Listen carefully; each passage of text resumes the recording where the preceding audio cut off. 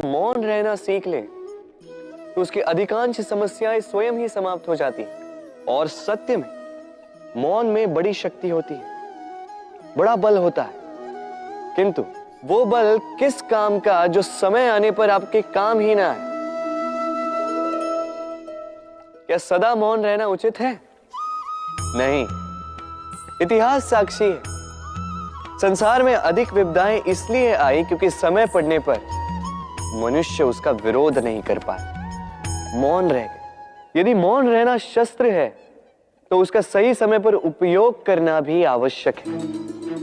यदि अकारण मौन रहोगे तो बुरे तत्व उसे सहमति समझ लेते, फिर धीरे धीरे वो आपका स्वभाव बन जाता है, आपका अभ्यास हो जाता है और फिर आपका व्यक्तित्व एक साधारण से पाषाण के भांति बन जाता है। अपनी वाणी का आवश्यकता पड़ने पर सदुपयोग कीजिए।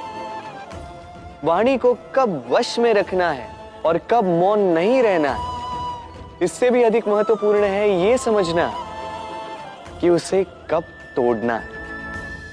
राधे राधे। जीवन में हम कई लोगों से मिलते हैं। आप भी ऐसे कई लोगों से मिले होंगे जिन्होंने स्वयं को असफल मान लिया, निराश हो चुके, जिन्होंने ये स्वीकार कर लिया है कि इस जीवन में उनसे कोई कार्य हो ही नहीं पाएगा, वो कुछ कर ही नहीं सकते, किसी कार्य के वो योग्य ही नहीं।